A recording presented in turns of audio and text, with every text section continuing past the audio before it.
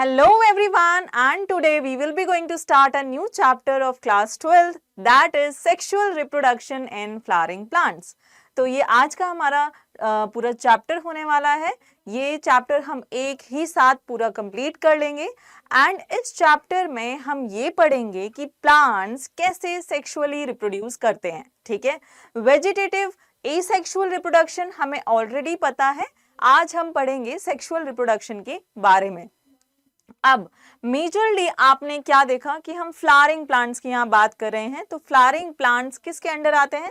Angiosperms division के under, है ना। क्योंकि फ्लावरिंग प्लांट जो जिन प्लांट्स में फ्लावर्स आते हैं हम उनमें सेक्सुअल रिप्रोडक्शन कैसे हो रहा है बेसिकली वो बात करने जा रहे हैं। And welcome back to our YouTube channel CUT Adda 24/7। मैं हूं नीलम, आपकी बायोलॉजी एडुकेटर। तो स्टार्ट कर लेते हैं हम अपना चैप्टर।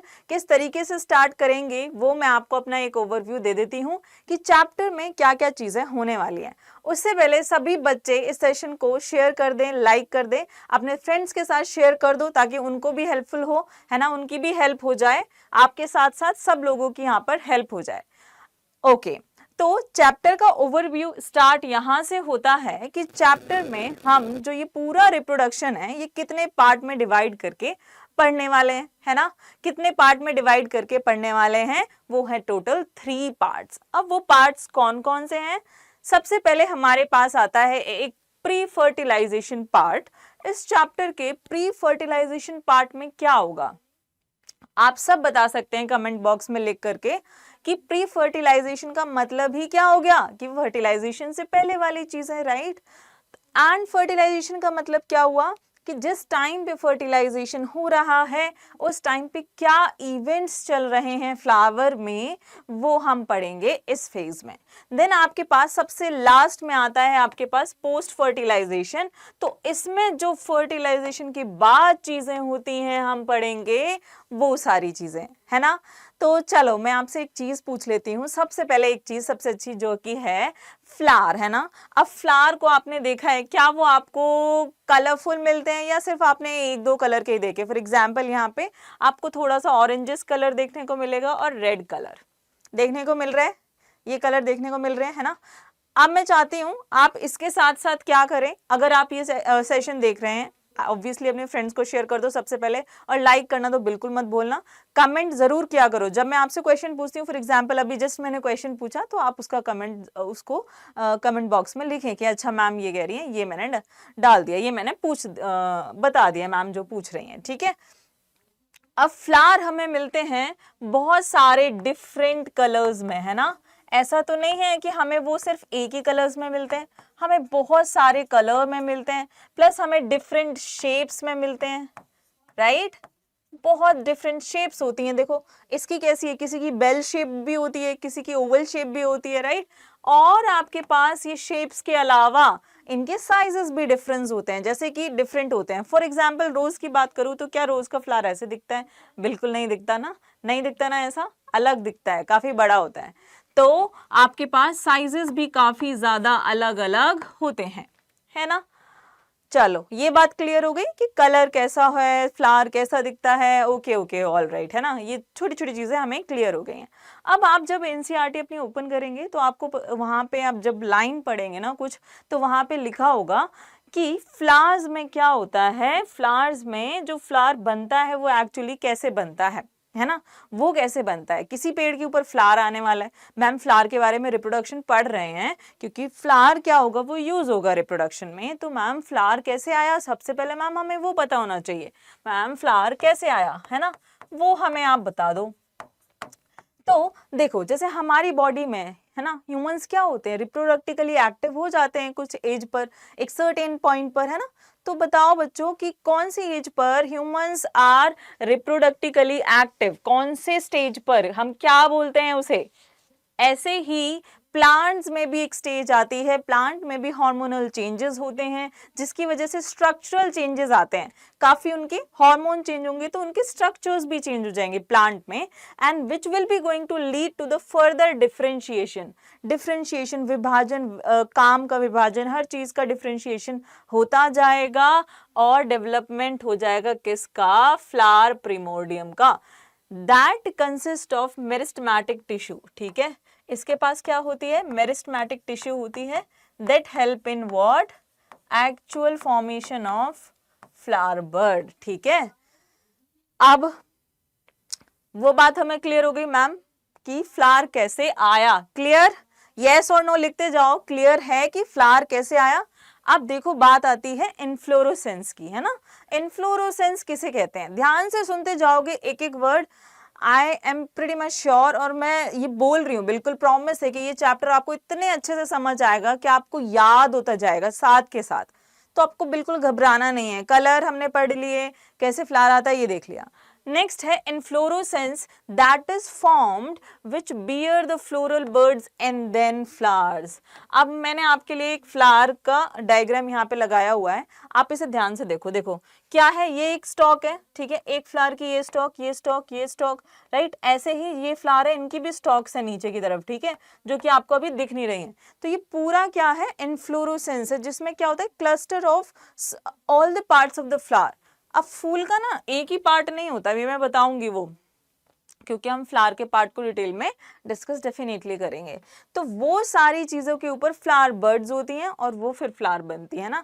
तो सबसे पहले ऐसे ऐसे ये पूरा गुच्छा आ जाता है इन्फ्लोरेसेंस, आपने पढ़ा होगा 11th क्लास में। तो हम डिफरेंट टाइप्स ऑफ इन्फ्लोरेसेंस भी पढ़ते हैं।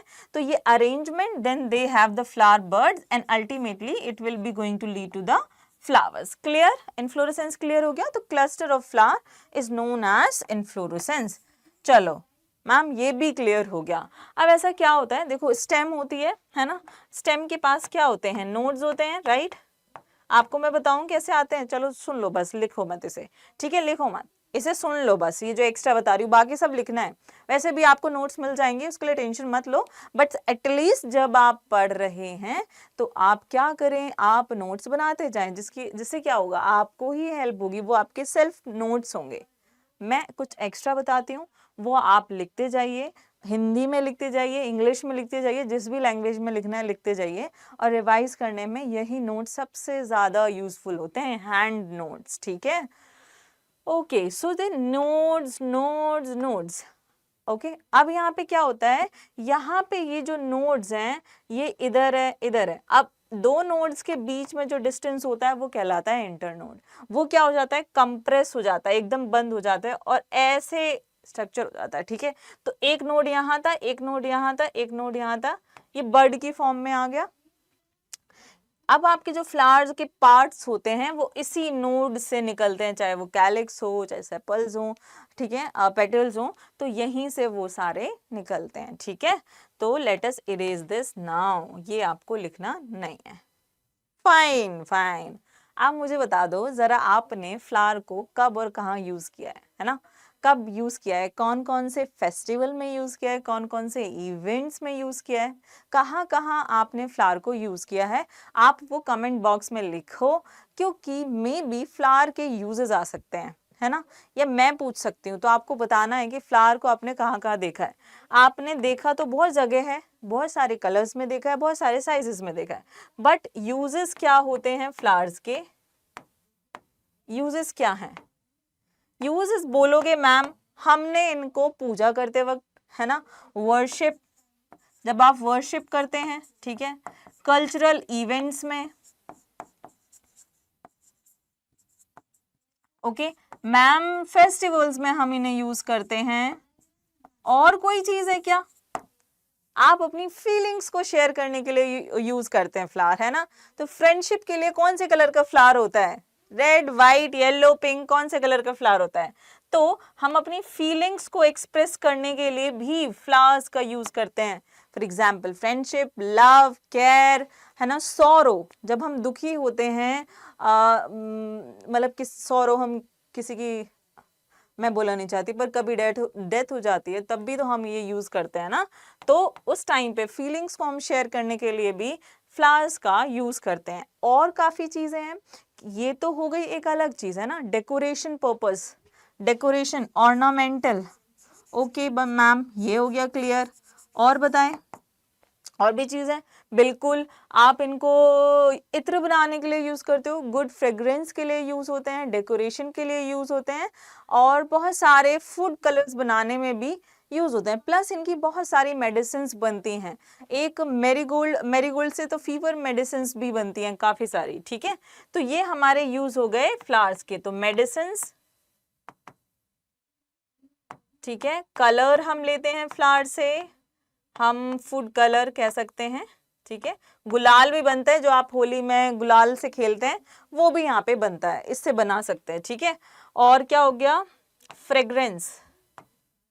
सो these are all the uses of flower, clear, ठीक है। अब चलते हैं आगे, ये सबने लिख लिया है, साथ के साथ वन शॉट कम से कम टाइम में और अच्छे से अच्छा वन शॉट है ये आपके लिए, जिसमें आप एक ही बार में इस चैप्टर को बहुत ही अच्छे से पढ़ लेंगे। अब देखो ये फ्लावर मैंने आपके लिए एक ड्रॉ कर दिया है, एक बहुत ही नॉर्मल फ्लावर है, चाइना रोज की तरह थोड़ा थोड़ा दिख रहा है, एग्जैक्ट वैसा नहीं बना है, बट एग्जैक्टली आपको चीजें क्या क्या हैं वो दिख रही हैं, है ना, दिख रही हैं। तो फटाफट आप भी अपनी नोटबुक्स में ड्रॉ करो, और जिसको लगता है कि मुझे ये पार्ट्स के नाम ऑलरेडी याद हैं वो कमेंट बॉक्स में लिखो और सेशन को लाइक करते जाओ, है ना, लाइक करते जाओ। चलो, तो फूल गुलाब का नहीं है, फूल चाइना रोज का है यहाँ पे। सबसे पहले यहाँ से स्टार्ट करते हैं, किस पार्ट से स्टार्ट करेंगे हम, चलो इधर से स्टार्ट करते हैं, ठीक है। So this is what pedicel, इसको हम क्या बोलते हैं बच्चों, पेडिसल, जो कि क्या है, स्टॉक है फ्लावर की क्या है, स्टॉक है, जिससे कि फ्लावर किससे अटैच होता है, किसी भी स्टेम के से अटैच होता है ना। अब आपको एक प्लांट के पार्ट पता है कि नहीं पता है, बताओ। वेजिटेटिव पार्ट होते हैं, रिप्रोडक्टिव पार्ट होते हैं। रिप्रोडक्टिव पार्ट में आता है फ्लावर एंड फ्रूट आ जाता है, ठीक है। एंड वेजिटेटिव पार्ट में आता है stem, leaves and root, okay. What are the underground parts of a flower? Write down in the chat box. And what are the above parts? Means the part that are above the ground. वो दोनों part को आप अलग अलग comment box में लिखो, सभी बच्चे लिखेंगे, ठीक है। देन आपके पास एक बेस है ना, एक बेस है जिसके ऊपर फ्लावर के सारे पार्ट्स जुड़े हुए हैं, जिसको हम बोलते हैं क्या, थैलेमस, जिसे हम बोलते हैं थैलेमस। और थैलेमस को और क्या बोला जाता है बच्चों, पेडिसिल, इसको बोला जाता है और पेडिसिल, ठीक है। सॉरी, पेडिसिल तो receptacle, I am sorry, receptacle, दोनों भाई भाई से लग रहे हैं ना, इसीलिए, है ना भाई भाई, पेडिसिल रिसेप्टेकल, इसलिए कंफ्यूजन हो गई। तो रिसेप्टेकल हम बोलते हैं थैलेमस को, ठीक है। उसके बाद आपके पास आ गया क्या, यहाँ पे सेपल आ गया। सेपल का काम क्या है, सेपल ग्रीन कलर का पत्ती जैसा स्ट्रक्चर है, सेपल क्या है, हरा है, पत्ती जैसा स्ट्रक्चर है। अब सेपल का जो कलेक्शन होता है ना, सेपल का जो कलेक्शन होता है उसको क्या बोलते हैं, कलेक्शन बोले तो मान लो आपके ऊपर पास ये थैलेमस है, और आप थैलेमस को जब ऊपर से देख रहे हैं बच्चे, तो आपको कुछ ऐसा दिख रहा है ना। अब इसके ऊपर सारे सेपल्स ऐसे ऐसे ऐसे ऐसे अरेंज हो जाएं, तो हम इस पूरे को क्या कहेंगे, सेपल्स के वर्ल्ड को क्या कहेंगे, सेपल्स के वर्ल्ड को कहेंगे हम कैलेक्स, ठीक है। सो वर्ल्ड ऑफ सेपल,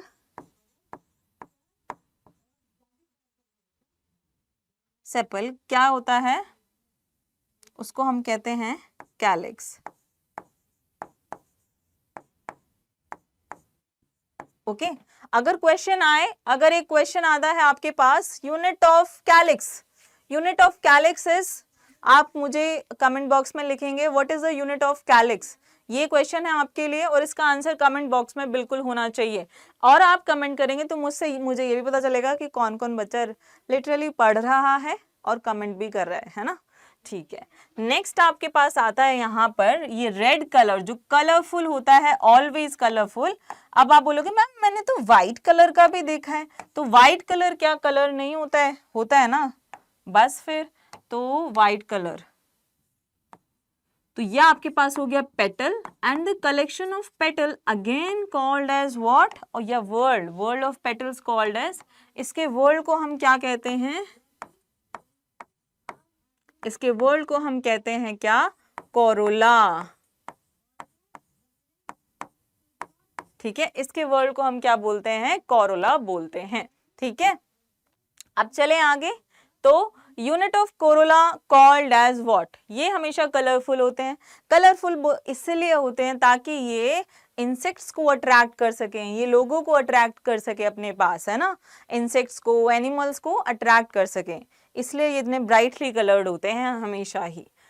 अब नेक्स्ट पार्ट आपके पास आता है एक ऐसा पार्ट इसको हम क्या बोलते हैं, ये जो आपको बाइलोब्ड पार्ट दिख रहा है, कैसा दिख रहा है, ये एक लोब ये रहा और एक लोब ये रहा, this is the bilobed part, जिसको हम बोलते हैं क्या,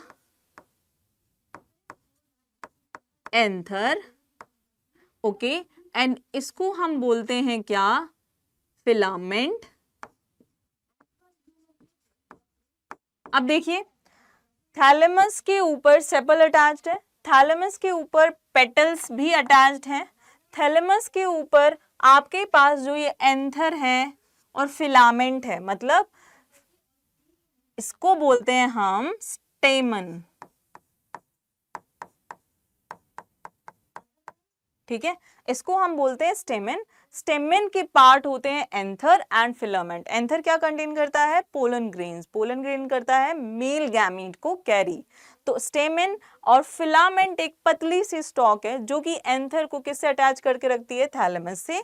अब स्टेमन का कलेक्शन, जैसे कि मान लो एक स्टेमन ये रहा, एक स्टेमन ये रहा, एक स्टेमन ये रहा, तो ये तो अभी टीएस दिखा रही हूँ, फ्लावर है मान लो, ये मान लो फ्लावर है, इसको मैंने ऐसे कट कर दिया तो ये क्या होता है, टीएस होता है या एलएस होता है, ये एलएस होता है, लॉन्गिट्यूडनल कट किया है, ऐसे नहीं कट किया है, ऐसे किया है, तो ये क्या होता है, एलएस। एलएस है फ्लावर का, इसलिए आपको सारे वॉल्स नहीं दिख रहे हैं, सारे के सारे वॉल्स तो दिख रहे हैं बट सारे के सारे पार्ट्स नहीं दिख रहे हैं, है ना। तो यहाँ पे ये स्टेमेन का जो कलेक्शन होता है उसको हम क्या बोलते हैं, एंड्रोशियम, उसको हम बोलते हैं एंड्रोशियम, ठीक है, यहाँ पे लिखो, सब के सब लिखो एंड्रोशियम,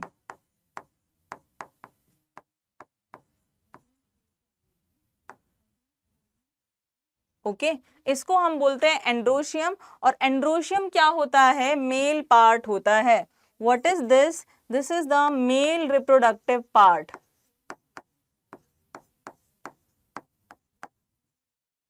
ठीक है, ये होता है मेल रिप्रोडक्टिव पार्ट। अब हमें पता करना है कि फ्लावर का फीमेल रिप्रोडक्टिव पार्ट क्या होता है। तो फीमेल रिप्रोडक्टिव पार्ट की स्टार्ट होती है यहां से, जिसको हम बोलते हैं stigma,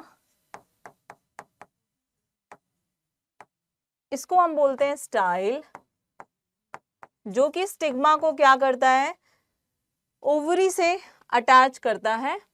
this is your ovary, not yours, तुम्हारी नहीं है, किसकी है, फ्लावर की है, ये ओवरी फ्लावर की है यहाँ पर। अब यहाँ पे इस पूरे को क्या कहा जाता है, इस पूरे को हम यहाँ पे क्या कहते हैं, इसको हम बोलते हैं, ये था गाइनोशियम, वो एंड्रोशियम है, और ये क्या है आपके पास, गाइनोशियम, है ना। तो फटाफट कमेंट बॉक्स में लिख के बताओ कि यूनिट ऑफ एंड्रोशियम क्या होगा। जैसे कि आपने यूनिट ऑफ कैलिक्स अगर लिख दिया है तो अब मुझे आप यूनिट ऑफ एंड्रोशियम भी लिख के दिखाएं। यूनिट ऑफ एंड्रोशियम फटाफट कमेंट बॉक्स में लिखो क्या होता है, and this is the female reproductive part of a flower.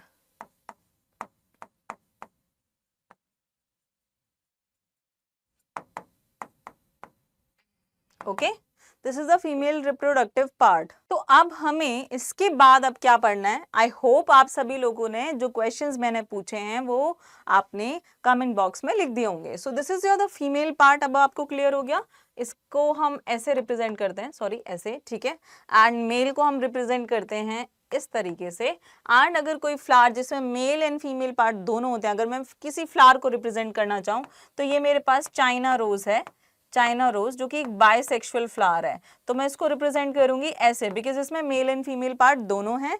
Plus ये आपका कौन सी फैमिली से बिलोंग करता है, अगर वो किसी को पता है तो प्लीज कमेंट बॉक्स में पोस्ट करिएगा, मैं देखूंगी। एंड उसके कमेंट पे काफी सारे लाइक्स आने चाहिए क्योंकि उसको पता है कि फैमिली क्या है, ठीक है। तो ये चाइना रोज हो गया, बाइसेक्सुअल फ्लावर है आपका। नेक्स्ट अब हम आगे चलते हैं, फ्लावर के बाद अब हम स्टार्ट करेंगे, क्योंकि हम प्री फर्टिलाइजेशन इवेंट्स को पढ़ रहे हैं, फर्टिलाइजेशन से पहले वाले इवेंट्स को, तब अब आपको पता है कि सेक्सुअल पार्ट्स क्या हैं। अब आपको मैं एक सेक्सुअल रिप्रोडक्शन का जो छोटा सा ओवरव्यू दे देती हूँ। वैसे तो मुझे पता है कि आप सारे बहुत होशियार हैं, आपको पता होगा सेक्सुअल रिप्रोडक्शन क्या होता है, एसेक्सुअल रिप्रोडक्शन क्या होता है। सेक्सुअल रिप्रोडक्शन में बेसिकली दो पेरेंट्स इन्वॉल्व होते हैं, जिसमें हमें मेल एंड फीमेल चाहिए होता है ना, या फिर दो पार्ट्स जो मेल एंड फीमेल चाहिए होते हैं, बिकॉज इनके पास गैमीट्स होते हैं और वो गैमीट्स जाके फ्यूज कर जाते हैं। फ्यूज करने के बाद बनता है जाइगोट, एंड जाइगोट के बाद बनता है एम्ब्रियो, एंड एम्ब्रियो के बाद वो एक न्यू ऑर्गेनिज्म, फॉर एग्जाम्पल अस, है ना, हम एक न्यू ऑर्गेनिज्म बन गए। प्लांट्स के केस में प्लांट बन गया और बाकी सारे ऑर्गेनिजम्स। ऐसे होता है ये सेक्सुअल रिप्रोडक्शन। सेक्सुअल रिप्रोडक्शन थोड़ा कॉम्प्लेक्स प्रोसेस है, टाइम भी ज्यादा लगता है, फर्टिलाइजेशन होता है, जाइगोट फॉर्म होता है ना, ये सारी चीजें होती हैं। चलो, तो क्या ये क्वेश्चन बताएंगे आप, ह्यूमंस में जो रिप्रोडक्शन का टाइम है, मतलब पूरा जो टाइम लगता है एक जनरेशन को पैदा करने में, जनरेशन नहीं कह सकते, एक यंग वन को, तो कितना टाइम लगेगा, आपको क्या लगता है कितना टाइम? एंड मुझे आप बताएंगे बैक्टीरिया के बारे में भी, बैक्टीरिया को एक सेल से दूसरा सेल बनाने में कितना टाइम लगता है। और तब तक हम स्टार्ट कर लेते हैं अपने प्री फर्टिलाइजेशन इवेंट्स को, जिसमें हम मेल पार्ट को अब डिटेल में पढ़ने वाले हैं। तो ये आपके पास है एंथर, ठीक है, दिस इज द एंथर, और एंथर आपको बहुत अच्छे से पता है कैसा है, बाइलोब्ड है। This is the one lobe and this is the second lobe, है ना, ये सेकेंड लोब हो गया, ठीक है मैम, हमें क्लियर हो गया कि ये बाइलोब है। ओके मैम, ये है इसकी filament, this is the filament, जो कि एक स्टॉक है जो कि एंथर को किससे अटैच कर रहा है, या तो ये थैलेमस से कर देता है, या ये कभी कभी क्या करता है, पेटल से भी अटैच करता है, ठीक है, ये पेटल से भी अटैच कर देता है, थैलेमस से भी अटैच करता है और पेटल से भी अटैच करता है, ठीक है। नाउ नेक्स्ट पार्ट है आपके पास, इसको मैं अभी हम बात कर रहे थे एलएस की, हाँ एलएस हमने ऐसे कट किया था, अब हम कर रहे हैं टीएस, ठीक है। जैसे अगर खीरे आपको गोल गोल काटने हैं तो आप कैसे कट करोगे, that is the TS section, है ना। सलाद वलाद कटवा दिया करो खाने से पहले, है ना, मम्मी के साथ हेल्प कर दिया करो थोड़ी सी, तो आपको पता भी होगा कि आप एलएस कट कर रहे हैं, टीएस कट कर रहे हैं, ठीक है। जरा मुझे सारे सलाद काट के भेज देंगे, कहाँ से भेजोगे, कोई बात नहीं, भेजना मत, बट जाके ये देख लेना कि मैं टीएस कट कर रहा हूँ या एलएस कट कर रहा हूँ। टोमेटो को आप इजीली सलाद में खाते हैं, है ना, इस टाइम पे मूली गाजर तो नहीं मिलेगी, तो आप वो कट करना, खीरे एंड टोमेटो, ठीक है। एलएस एंड टीएस काट के देखना आपके पास वो है।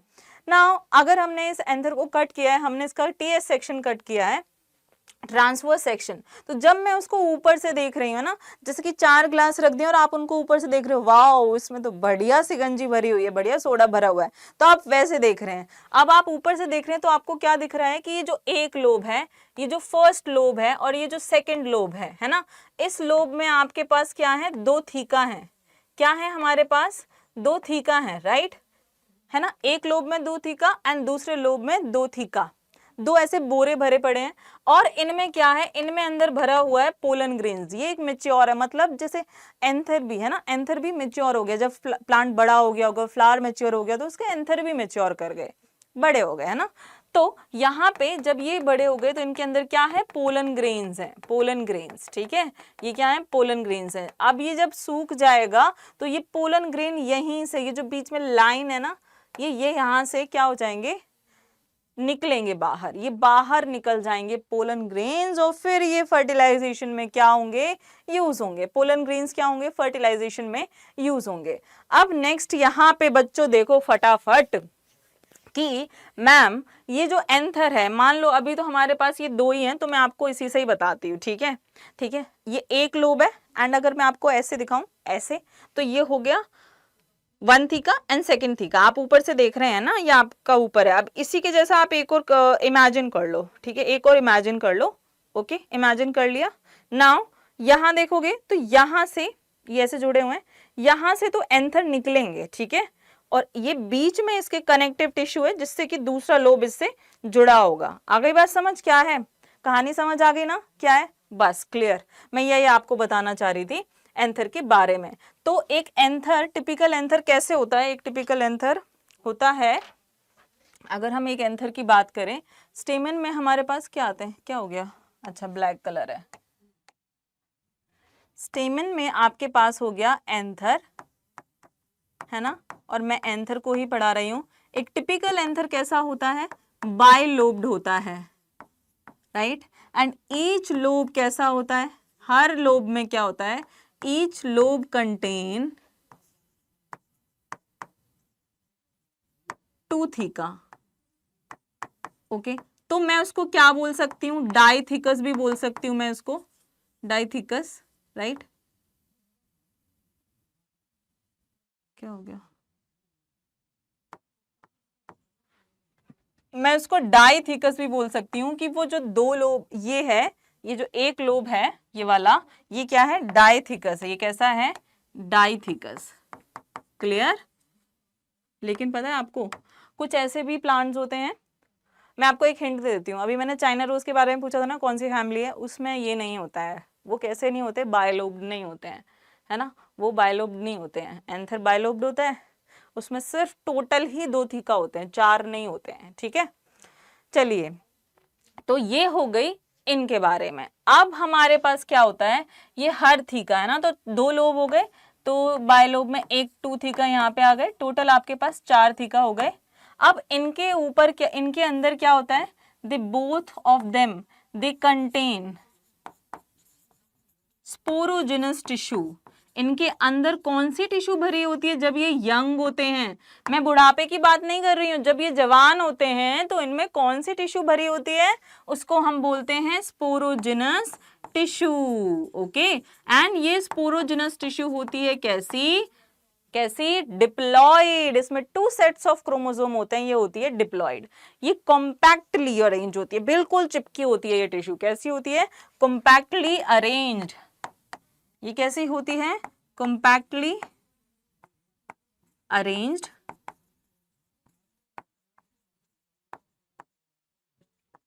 होमोजीनियस।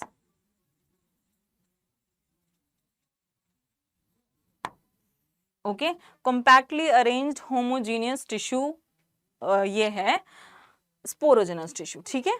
अब एक्चुअली में जो ये थीका है ना, इनमें जब क्या होता है, इनमें क्या होता है, एक्चुअल में इनमें क्या प्रेजेंट होता है, इनमें प्रेजेंट होता है क्या, थीका में प्रेजेंट होता है स्पोरोजिनस टिश्यू, है ना। जब इसमें स्पोरोजिनस टिश्यू प्रेजेंट है, तब हम इसे क्या बोल रहे हैं, हम इसे बोल रहे हैं माइक्रोस्पोरेंजियम। तो ये यहाँ पे आप ध्यान से देखो, बिल्कुल आपकी नजरें हटनी नहीं चाहिए बोर्ड से। ये आपके पास एक, ये आपके पास दूसरा, और ये यहाँ पे हो गया तीसरा, और ये यहाँ पे हो गया चौथा, ठीक है। क्लियर। तो ये एक लोब में 2 थीका, यहाँ पे ये एक क्या है, माइक्रोस्पोरेंजियम, ठीक है। इसको हम माइक्रोस्पोरेंजियम बोलने लगते हैं जब इसमें माइक्रोस्पोरेंजिया आ जाते हैं, ठीक है। माइक्रोस्पोरेंजिया, माइक्रोस्पोरेंजिया या माइक्रोस्पोंजियम बोलते हैं जब इनके अंदर माइक्रोस्पोर्स होते हैं। ओहो, इनके अंदर क्या होते हैं, माइक्रोस्पोर्स होते हैं, ठीक है। अब माइक्रोस्पोर्स कहाँ से आएंगे मैम, आप कब बोलेंगे इसे माइक्रोस्पोरेंजिया या माइक्रोस्पोरेंजियम कब बोलेंगे, मैं बताती हूँ कब बोलेंगे, ठीक है, वो आपको पता चलेगा इसके अगले स्लाइड में। अब यहाँ पे देखो कि जो आपके पास, क्या कर रहे हैं हमने, अच्छा देखो यहाँ पे ये स्पोरोजिनस टिश्यू भरी हुई है, आपको पता चल गया इन सब के अंदर स्पोरोजिनस टिश्यू है, कॉम्पैक्टली अरेंज्ड है, डिप्लॉइड है। क्लियर बात। अब ये जो स्पोरोजिनस टिश्यू भरी हुई है, इसी के अंदर, इसी से बनते हैं माइक्रोस्पोर, इसीलिए इस पूरे गोले को हम क्या कह देते हैं, माइक्रोस्पोरेंजियम, ठीक है, हम इसको बोलते हैं माइक्रोस्पोरेंजियम। अब देख लो, एक एंथर यहाँ पे कैसा हो सकता है, बाइलोब्ड हो सकता है, डाइथिकस हो सकता है। क्लियर। एक एंथर कैसा हो सकता है, बाइलोब्ड हो सकता है, डाइथिकस हो सकता है, और कैसा हो सकता है, क्या मैं बोल सकती हूं कि वो टेट्रास्पोरेंजिएट भी होता है, टेट्रास्पोरेंजिएट, क्योंकि उसमें 4 माइक्रोस्पोरेंजिया हैं। कितने स्पोरेंजिया हैं, 4। So we can say it is tetrasporangiate. Clear, सबको क्लियर हो गया ना यहाँ से। तो एंथर को हम इतने इतने वर्ड से डिफाइन कर सकते हैं, तो ये बच्चों आप ऐसे ही मार्क कर लो। Typical anther is bilobed, dithecous and tetrasporangiate. Clear, इतने नाम से हम एंथर को जानते हैं। चलते हैं आगे। अब ये जो माइक्रोस्पोरेंजियम है, आपके ऊपर स्किन है, बड़ा इसमें सनस्क्रीन लगाते हैं खराब ना हो जाए, है ना। आपको पता है वो सनस्क्रीन कहाँ से आती है? अभी मैं बताऊंगी एक चीज, बहुत ध्यान से सुनना, ठीक है? वो है ये प्राणी देता है हमें सनस्क्रीन। इसमें जो केमिकल्स होते हैं उससे हमें सनस्क्रीन बनाने में हेल्प करती है, ठीक है? तो हमारी स्किन को प्रोटेक्ट करने के लिए टेपिटम बहुत यूजफुल है। अब ये टेपिटम क्या है? ये भी क्या है? एंथर की वॉल्स हैं। एंथर है ना जो आपका, उसकी भी स्किन है। कपड़े तो वो पहनेंगे नहीं, ब्रांडेड कपड़े नहीं पहन रहे हैं, कैसे भी कपड़े नहीं पहन रहे हैं, उनकी क्या लेयर्स हैं। तो अगर मैं इसको जूम करूं तो आप यहीं पे समझ लें, सबसे जो आउटर मोस्ट वाली है ये क्या है? कलर चेंज कर लेते हैं, बिल्कुल आपको दिखना चाहिए। This is the first layer जो वहां पे लिखी है सबसे पहले, एपिडर्मिस, जिसको हम क्या बोलते हैं? क्या बोलते हैं? Outer most layer. ये क्या है? Outer most layer. सेकंड आपके पास क्या है? सेकंड लेयर जो हो जाएगी वो क्या है? एंडोथीशियम। एंडोथीशियम है ना, ये क्या है? Second outer most. ये है मिडिल लेयर जो कि 2-3 लेयर्ड होती है, ठीक है? उसके बाद आपके पास है टेपिटम, ये भी बाई लेयर्ड होती है, बाई न्यूक्लिएट भी होती है। इस एक सेल में 2 न्यूक्लियस होते हैं टेपिटम की। ये बहुत इंपॉर्टेंट है, स्टार मार्क कर लो। क्वेश्चन ये थोड़ा सा टफ कैटेगरी में आ सकता है आपके, ठीक है क्वेश्चन। तो टेपिटम, अब देखो इनके काम भी यहीं पे पढ़ लेते हैं फटाफट। तो हमारे पास 4 लेयर्स हैं एंथर की। सबसे पहले मैम एपिडर्मिस, एपिडर्मिस हर किसी की आउटर लेयर है। उसके बाद मैम हमें बस एक कंफ्यूजन आती है, एंडोथीशियम। तो याद रखना, ई से एपिडर्मिस, तो ई ही उसके बाद आएगा एंडोथीशियम। देन आपके पास middle layer, then tapetum. NCERT बोलती है टेपिटम किसको किसमें यूज होती है? ये नरिश करती है किसको? किसी को भी करे, जो अंदर चीजें उसको करेगी। आप लिख लो नरिशमेंट, ताकि आप कंफ्यूज ना हो, ठीक है? नरिशमेंट प्रोवाइड करती है किसको? Developing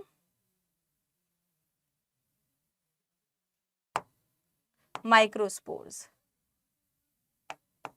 clear? सबको क्लियर हो गया है? सबने सेशन को लाइक किया है या नहीं किया है?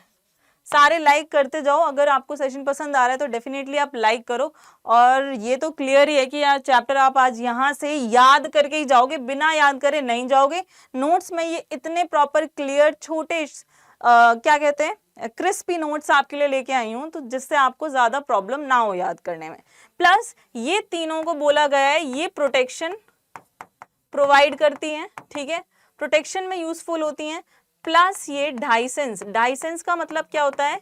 जब एंथर मैच्योर हो जाता है तो एंथर के अंदर से पोलन ग्रेन्स निकलते हैं ना जब, तो डाइसेंस उसको फट के बाहर, एकदम फट कैसे बाहर निकल जाते हैं, ठीक है? वही। अब चलते हैं आगे। फाइन, तो अब देखो मैं आपको बताने वाली हूं कि आप इमेजिन करेंगे इसको। सारे अपने आंख बंद करो, इमेजिन करो। इमेजिन कर रहे हो तो आपको पता है मैं एक माइक्रोस्पोरेंजियम को देख रहा हूँ। माइक्रोस्पोरेंजिया है यहाँ पे, उसके अंदर क्या भरा हुआ है? Sporogenous tissue. मान लो ये एक माइक्रोस्पोरेंजियम है and this is the sporogenous tissue. Okay, ये क्या है? स्पोरोजिनस टिश्यू है। और ये कैसी है बच्चों? ये है डिप्लॉइड। अब इस स्पोरोजिनस टिश्यू में क्या होगा? ये स्पोरोजिनस टिश्यू डिप्लॉइड है। इसमें से एक स्पोरोजिनस टिश्यू की एक सेल डिफरेंशिएट होकर के क्या बनाएगी? Pollen mother cell. इसको बच्चों बोलेंगे pollen mother cell. Okay, mother cell, या फिर हम बोलेंगे माइक्रोस्पोर मदर सेल।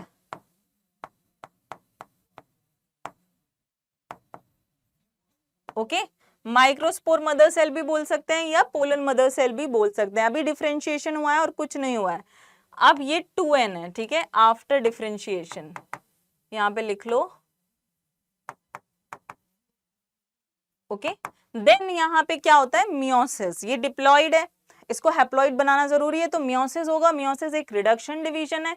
एक बार डिवीजन हुआ, 2 सेल्स बन गए जो कि क्या है? हैप्लॉइड। उसके बाद फिर से इक्वेशनल डिवीजन होता है, मियोसिस सेकंड, m सेकंड का मतलब मियोसिस सेकंड। एंड ये 4 माइक्रोस्पोर बन गए हैं, जिसको हम क्या बोलते हैं? कई बार हम इनको बोलते हैं टेट्राड, ठीक है?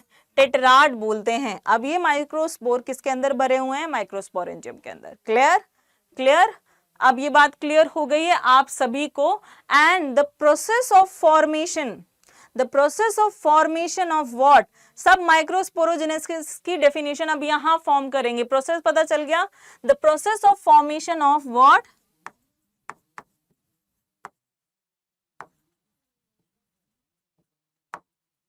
Formation of microspore from PMC is known as what? Is known as actually microsporogenesis, क्योंकि as each of the cell of the sporogenous tissue is capable to give rise to a microspore. Clear? Clear हो गया? सब Thums up ऐसे दिखा दो अगर आपको ये यहां तक जो हमने पढ़ा है वो एकदम क्लियर है तो। ठीक है, अब हम बात करेंगे पोलन ग्रेन की, है ना। अब ये पोलन ग्रेन कैसा सा स्ट्रक्चर है, कैसे ये आगे बनता है, तो सबसे पहले आप देखो ये आपके पास एक क्या है, माइक्रोस्पोर है ना। अब उसमें से एक माइक्रोस्पोर क्या करेगा, डेवलप करेगा। उन 4 में से 3 डीजेनरेट हो जाएंगे, उन 4 में से क्या होगा, 3 तो डीजेनरेट कर जाएंगे। सॉरी, इसमें नहीं, ऐसा बिल्कुल नहीं है, इसमें ऐसा नहीं है। ये चारों को 4 आपके किस में यूज होंगे, पोलन ग्रेन बनाने के लिए यूज होंगे। और अब हम देखते हैं कि पोलन ग्रेन आगे माइक्रोस्पोर से कैसे बनता है। एक पोलन ग्रेन के अंदर सबसे पहले कुछ नहीं होगा, सबसे पहले माइक्रोस्पोर होगा, तब आपके पास पोलन ग्रेन आएगा। सो माइक्रोस्पोर में ऐसा क्या हुआ, माइक्रोस्पोर में क्या हुआ कि वैक्यूलाइजेशन हुआ। वैक्यूलाइजेशन की वजह से यहाँ पे सबसे पहले क्या आ गए, वैक्यूल आ गए। और आपको पता है ये न्यूक्लियस है। वैक्यूल किस लिए आया, कुछ स्टोर करने के लिए आया होगा यहाँ पे। अब इसमें क्या होता है, यहाँ पे एसिमेट्रिक स्पिंडल बनते हैं जिसकी वजह से अनइक्वल डिवीजन होता है। यहाँ पे क्या होता है, अनइक्वल डिवीजन।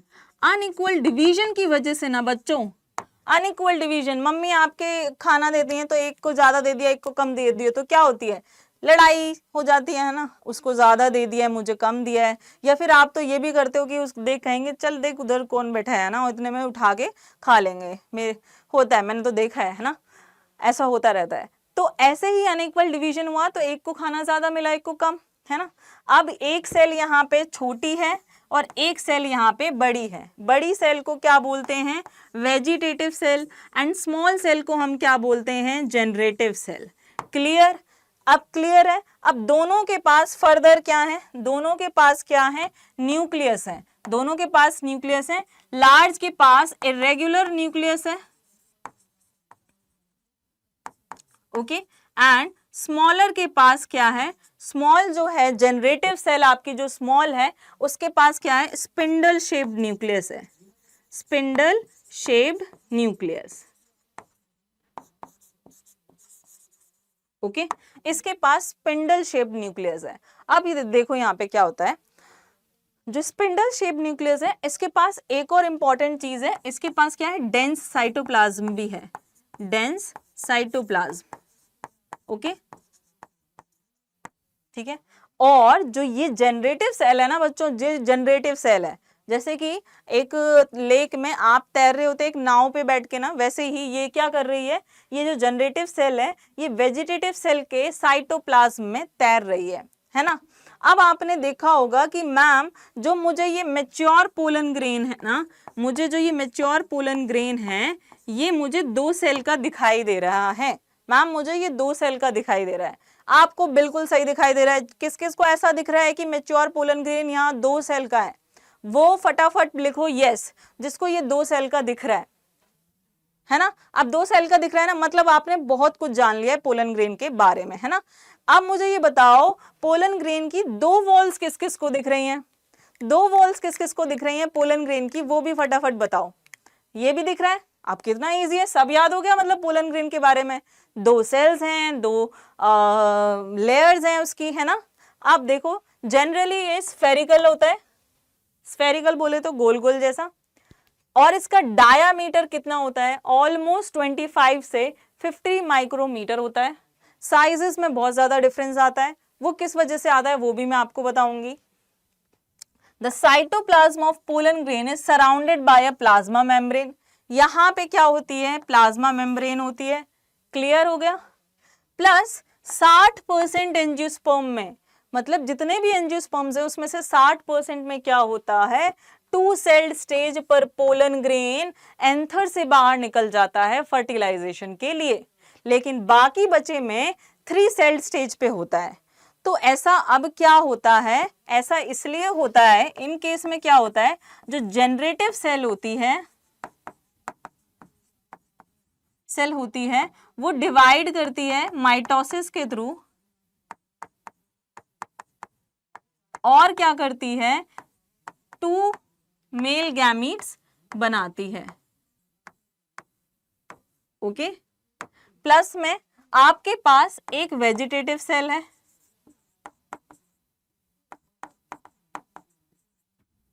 तो टोटल ये क्या हो गया, ये हो गई 3 सेल्ड स्टेज, इसी को हम बोलते हैं 3 सेल्ड स्टेज। ओके, क्लियर, ये होती है 3 sailed stage. Okay, now next thing जो हमने यहाँ देखी है, जो आप सबने देखी है कि मैम 2 लेयर्स हैं, है ना, 2 walls, pollen grain is protected by the 2 walls, ठीक है। तो वो देखो, सबसे पहले ऑफ पोलन ग्रेन लिखो, 2 walls of pollen grain, outer होती है क्या, एक्साइन, जो कि किससे बनी होती है, स्पोरोलेनिन, जो कि हार्डेस्ट केमिकल है दुनिया में। बोले मुझे पता है हार्डेस्ट केमिकल कौन है, आपको पता है कि नहीं, हार्डेस्ट केमिकल कोई पूछे कि दुनिया में, तो तुम बताओगे क्या, स्पोरोलेनिन, क्योंकि स्पोरोलेनिन के लिए आज तक कोई ऐसा एंजाइम नहीं हुआ है जो कि उसको डिग्रेड कर सके, उसको खत्म कर सके।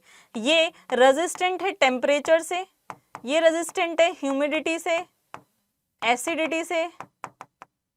एसिडिटी, एल्कलिनिटी, एल्कलाइन सब्सटेंस, ये सबको क्या करती है, मात दे देती है, इसको किसी का कोई फर्क नहीं पड़ रहा है। देन आपके पास एक होती है एंटाइन। एंटाइन कैसी होती है, कॉन्टिन्यूअस होती है, एक तो मतलब लगातार होती है, और प्लस यहाँ पे क्या होता है, ये पेक्टिन प्लस सेल्यूलोज की बनी होती है, पेक्टिन प्लस सेल्यूलोज, क्लियर। और आपके पास अगर आप इसकी बात करें तो एक्साइन कैसी होती है, डिसकॉन्टिन्यूअस। ओके, अब मैं आपको एक चीज बताना चाहूंगी कि जो पोलन ग्रेन होता है ना, देखो ये क्या है, एंटाइन है, और ये क्या है, एक्साइन है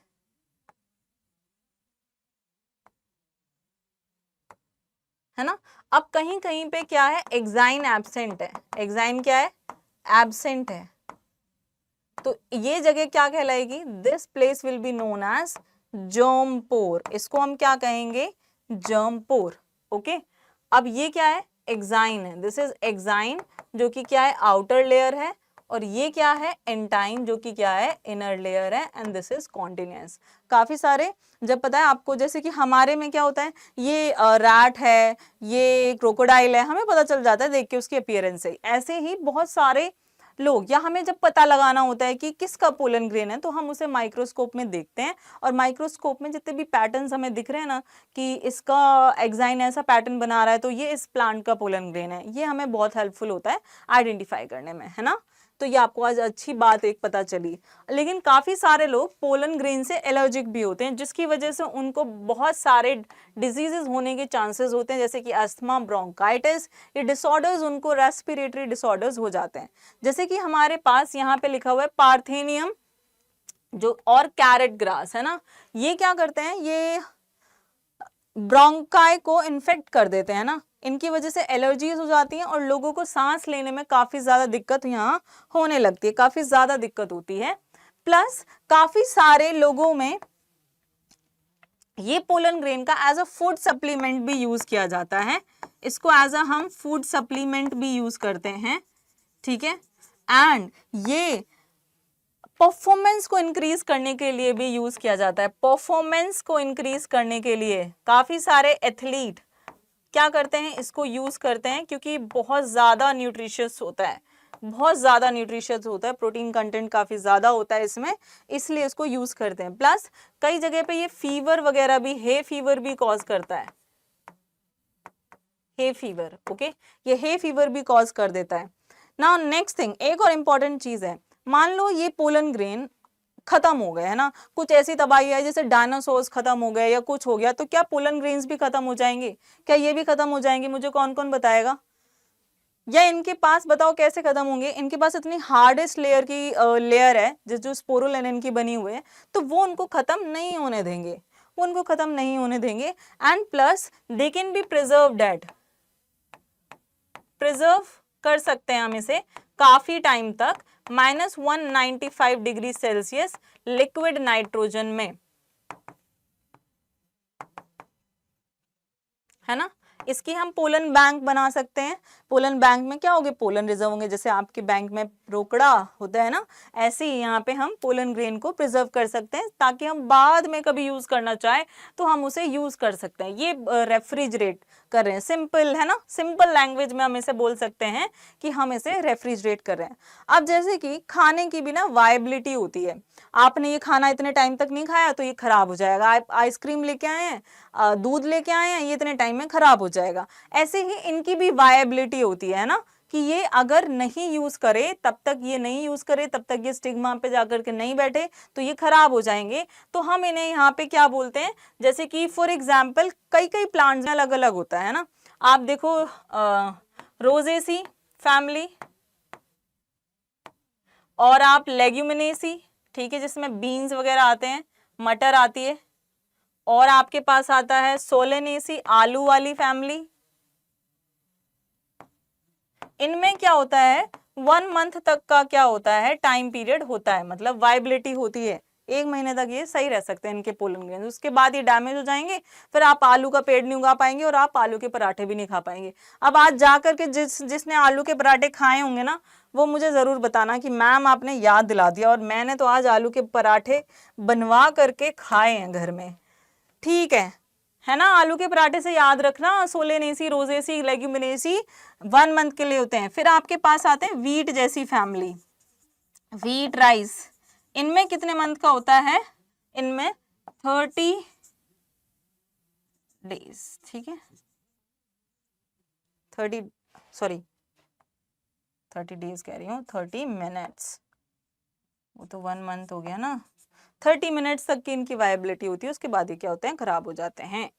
अब आपको ये बातें भी क्लियर हो चुकी हैं, तो चलते हैं हम आगे और हम पढ़ते हैं अब फीमेल रिप्रोडक्टिव पार्ट को। तो हम यहाँ पे किसको पढ़ेंगे, फीमेल रिप्रोडक्टिव पार्ट को पढ़ेंगे।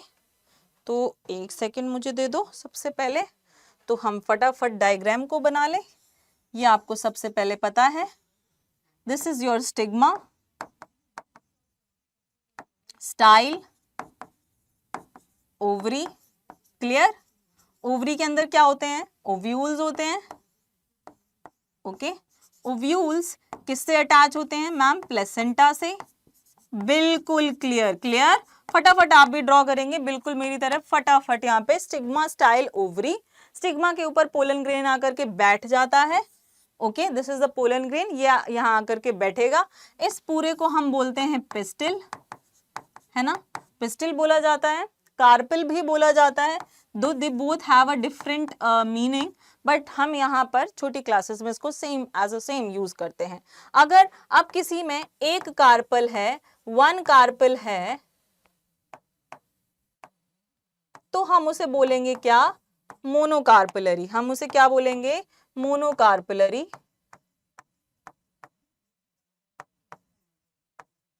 और उनमें इस वजह से क्या होगा, 1 ओव्यूल ही होगा।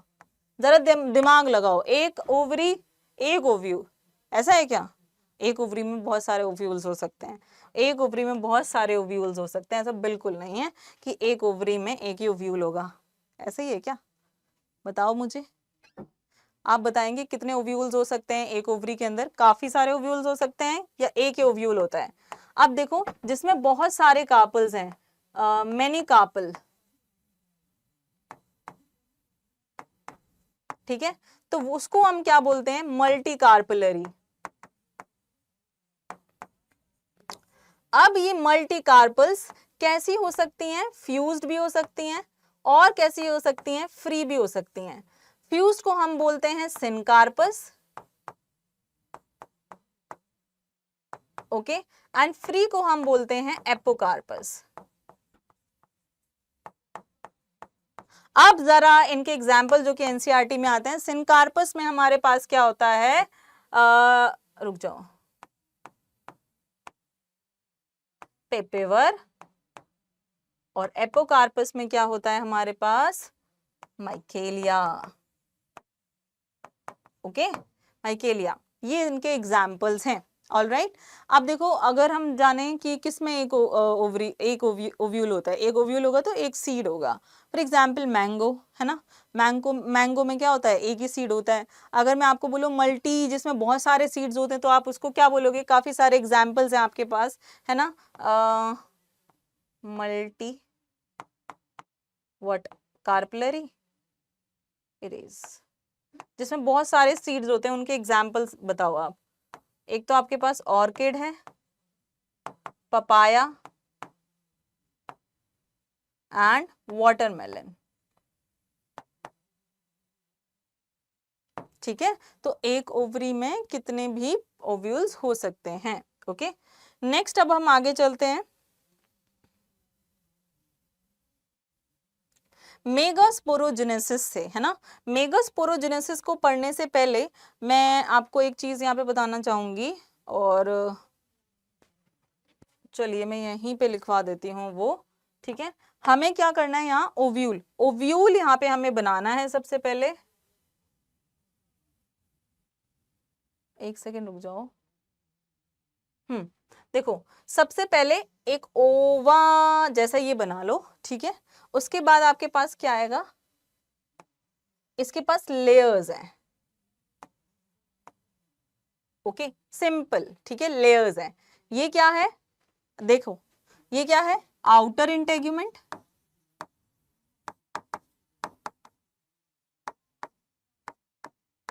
इनर इंटेग्यूमेंट,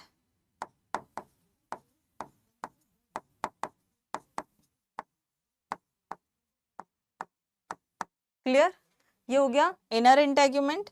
देन नेक्स्ट आपके पास यहां पे जो टिश्यू भरी हुई है, दिस इज द न्यूसिलस,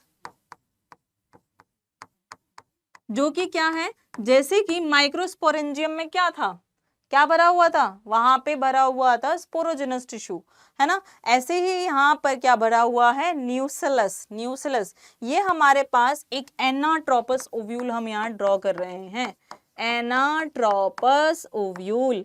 ओव्यूल के भी बहुत सारे तरीके होते हैं, ये कैसा तरीका है, ये एक एनाट्रोपस टाइप ऑफ ओव्यूल आपके पास यहाँ पर है। ओके, ये आपके पास एक ओव्यूल है, यहाँ न्यूसिलस टिश्यू है। अब आपके पास देखो ये क्या है, फ्यूनिकल। फ्यूनिकल क्या करती है, एक ओव्यूल को प्लेसेंटा से अटैच करती है। ये ओवरी है, ओवरी के अंदर ये ओव्यूल है, ओव्यूल के एक पार्ट है, वो जो फ्यूनिकल कह रहा है वो प्लेसेंटा से अटैच्ड है। ठीक है, now the next part here, this is hilum. Hilum ovule का वो पार्ट है जो कि फ्यूनिकल से अटैच्ड है। ठीक है, हाइलम ओव्यूल का वो पार्ट है जो कि फ्यूनिकल से अटैच है। क्लियर, अब आपके पास outer integument and inner integument, ये क्या कर रहे हैं, प्रोटेक्ट कर रहे हैं। ओके, ये जो ओपनिंग है इधर जहां पे इंटेग्यूमेंट्स नहीं है, उसको हम बोलते हैं माइक्रोपाइलर एंड। ओके, एंड उसके उल्टा वाले पार्ट को हम क्या बोलते हैं, चैलेजल एंड। सबको दो एंड क्लियर हो गए, chalazal and and micropylar and. I hope सबको क्लियर हो गए होंगे। अब जो वो न्यूसिलस जहां भरा हुआ है ना, देखो ध्यान से यहाँ पे देखते जाओ, बिल्कुल मैं आपको याद करवा रही हूँ। ओव्यूल को इमेजिन करो, सबसे पहले आंख बंद करके ओव्यूल को इमेजिन करो। अब याद करने की कोशिश करो कि ओव्यूल में न्यूसिलस कैसा था, डिप्लॉइड था। ओव्यूल में न्यूसिलस क्या है, एक टिश्यू है जो कि डिप्लॉइड है। ठीक है, टिश्यू किससे बनी होती है, सेल से बनी होती है। तो ऐसे ही जो न्यूसिलस है ना, ये जो न्यूसिलस सेल्स हैं यहाँ पे, ठीक है, ये न्यूक्लियस टिश्यू की जो सेल्स हैं वो यहाँ पे क्या कर रही हैं, माइक्रोपाइलर एंड पे। कौन से एंड पे, मान लो आपका ये ओव्यूल है, ठीक है, ये मैंने यहाँ पे लेयर्स बना दिए। तो ये जो यहाँ पे जो टिश्यू है ना, उसमें से एक सेल क्या करेगी, एक सेल यहाँ पे डिफ्रेंशिएट होगी, न्यूक्लियस में से एक सेल यहाँ डिफ्रेंशिएट होगी जो 2n है, और वो क्या बनाएगी, मेगास्पोर मदर सेल, जिसको हम क्या बोलते हैं, MMC, ठीक है, जिसको हम 2n से भी रिप्रेजेंट करते हैं। वहां पे वो माइक्रोस्पोर मदर सेल था, यहाँ पे मेगास्पोर मदर सेल कहलाएगा। क्या कहलाएगा बच्चों, मेगास्पोर मदर सेल। क्लियर, सबको क्लियर हो गया है? आलू के पराठे खाने तो नहीं चले गए हो, कहीं सच में चले गए हो, ऐसा मत करना, पहले पढ़ लो फिर आप याद कर लेना कि सोलेनेसी जो पोटैटो आलू के पराठे जिनसे बनते हैं वो 1 मंथ के लिए वाइबल होते हैं। क्लियर, चलें तो आगे चलते हैं, अब पढ़ लेते हैं आगे की चीजें। सेल में क्या होगा, सिंपल सी चीज, बिल्कुल टफ नहीं है। सेल क्या करेगी, डिवाइड करेगी, डिवाइड करने के बाद यहाँ पर क्या बनाएगी, देखो मेगास्पोर डायड लिखा है ना, मतलब 2 सेल बन गई है ना, 2 सेल। अब इनमें एक बार डिवीजन हुआ है ना, फर्स्ट टाइम डिवीजन हुआ तो 2 सेल बन गई। अब तीसरी बार डिवीजन होगा तो 4 सेल, दूसरी बार डिवीजन होगा तो 4 सेल बन जाएंगी, है ना। 4 के बाद होगा तो क्या होगा, यहाँ पे 4 के बाद और कुछ होगा, इसमें से 3 डीजेनरेट कर जाएंगी, और एक जो माइक्रोपाइलर एंड पे है, इसमें से मेगास्पोर टेट्राड में से 3 डीजेनरेट कर जाएंगी, और जो एक है वो बचेगी, वो क्या करेगी, डेवलप करेगी। तो इसी को बोलते हैं क्या, मोनोस्पोरिक डेवलपमेंट।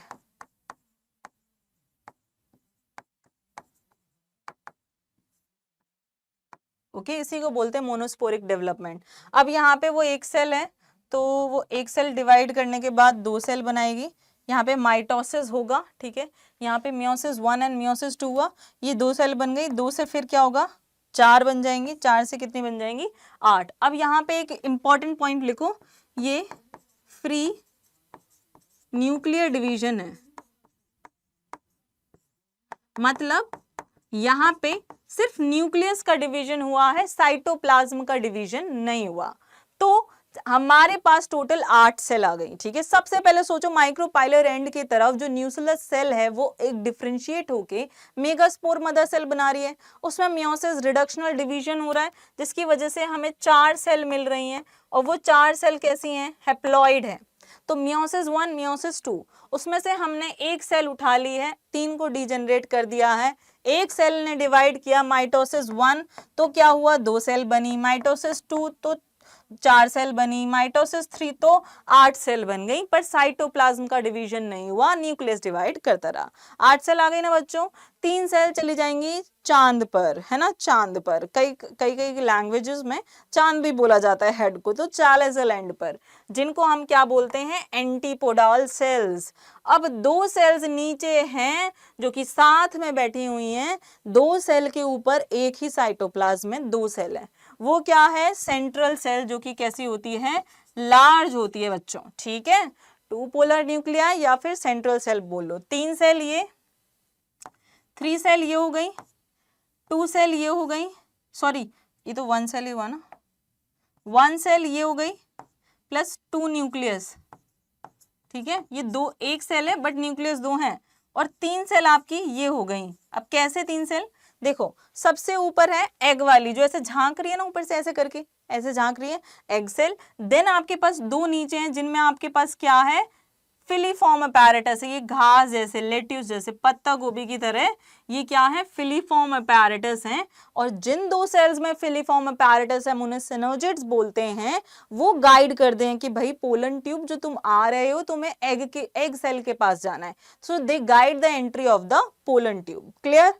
तो यहाँ पे एक कंडीशन जो हमें मिली है वो क्या है, 7 सेल्ड 8 न्यूक्लिएट, 7 सेल्ड 8 न्यूक्लिएट क्या है हमारे पास, ये सेल बन चुकी है। 7 सेल कैसे, 3 ये रही, 1 ये रही और 3 ये रही, करेक्ट। न्यूक्लियस गिने तो 3 सेल में 3 न्यूक्लियस, इस बीच वाली सेल में, सेंट्रल सेल में 2 न्यूक्लियस, एंड लास्ट में भी 3 ही न्यूक्लियस हमारे पास आएंगे। क्लियर, क्लियर हो गई ना ये बात।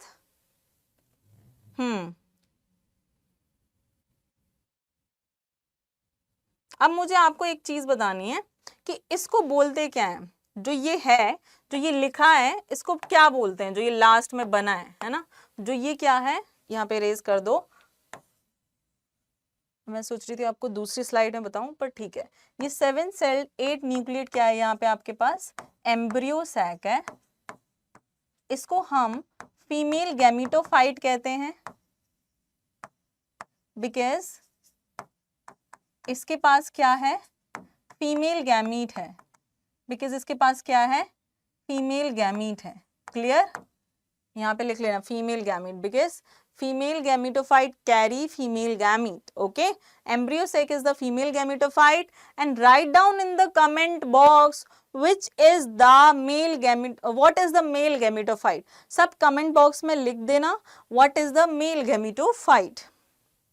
क्लियर, तो हमें टाइम हो रहा है, तो आगे चलते हैं, हम पढ़ते हैं। ठीक है, अब हम बात कर लेते हैं पॉलिनेशन की, जो कि अगेन हमारा एक लास्ट स्टेप है प्री फर्टिलाइजेशन इवेंट्स में। उसके बाद दोनों गैमीट्स बन गए, दोनों को फ्यूज कराना है, जाइगोट बनाना है, एम्ब्रियो बनाना है, एम्ब्रियो पूरा फ्रूट एंड सीड वो सब बन जाएगा कंप्लीट, बस इतना पढ़ना है। ठीक है, तो बने रहो। कितना पढ़ लिए, बहुत पढ़ लिए, गैमीट्स बनाना सीख लिए, दोनों में कैसे बन रहे हैं बहुत है। ठीक है, सो पॉलिनेशन, अब देखो ऑटोगैमी।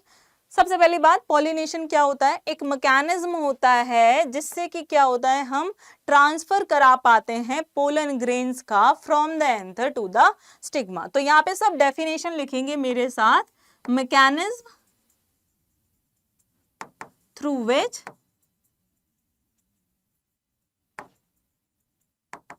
पोलन ग्रेन्स ट्रांसफर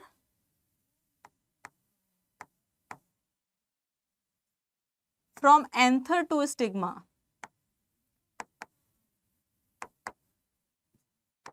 अब ऐसा क्यों हुआ, हाँ हम क्यों करा रहे हैं, because plants can not move by their own, तो हमें कुछ एक्सटर्नल चीजों की जरूरत पड़ती है जिससे कि वो एंथर में से पोलन ग्रेन स्टिग्मा पे ले जा करके बैठा देते हैं, तो दोनों गैमीट्स को फ्यूज होने में हेल्प मिल जाती है।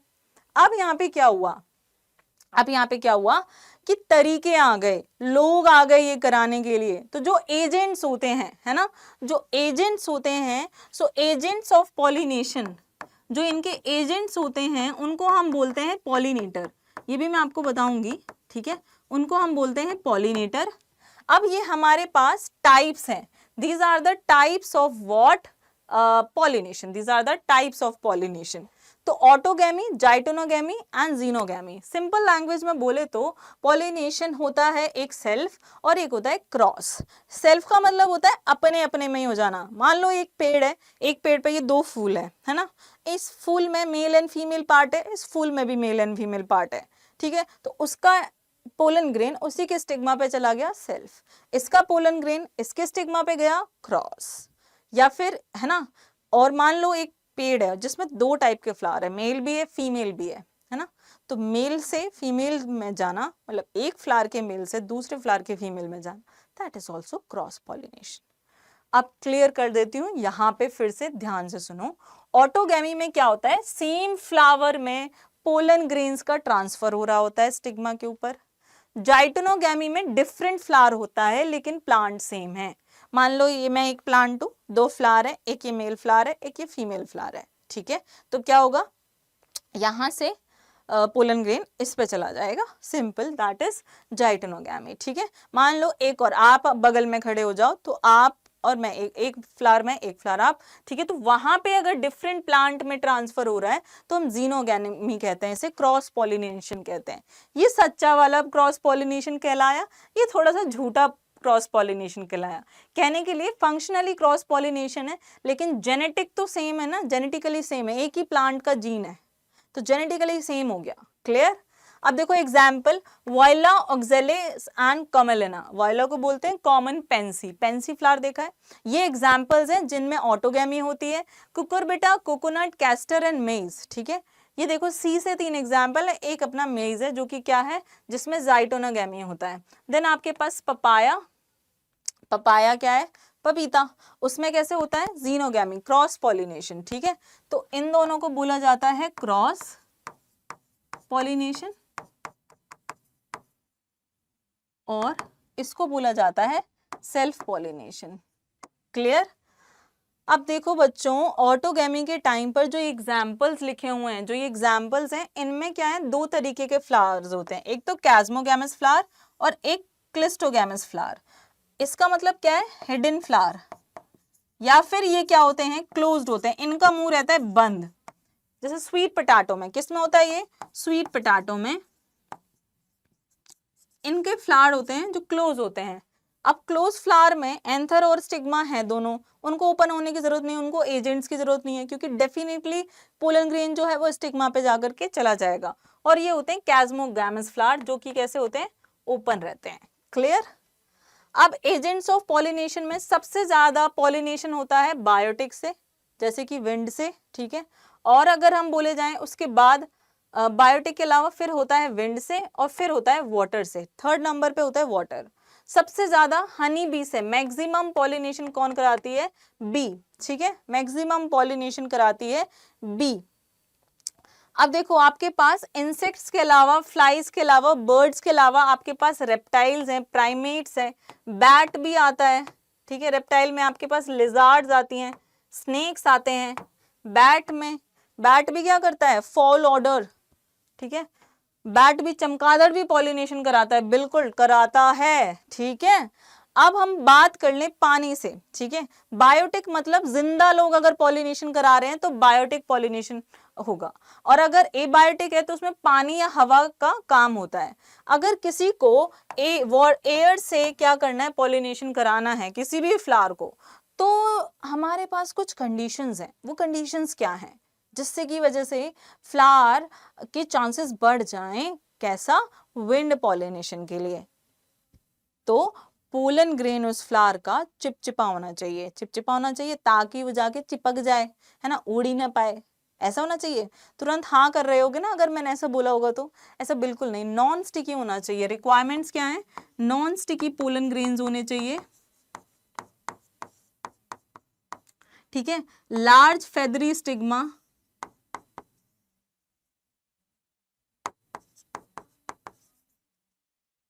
लॉन्ग स्टाइल होनी चाहिए, है ना, जिससे कि क्या हो, लॉन्ग स्टाइल होगी तो अगर एयर से पॉलिनेशन हो रहा है तो आराम से वो पोलन ग्रेन जाकर के स्टिग्मा पे बैठ जाएगा। छोटी स्टाइल होगी तो उसको ढूंढना पड़ेगा, हवा में क्या पता आगे उड़ के पास हो जाए, ठीक है। So these are the few requirements for the wind pollination.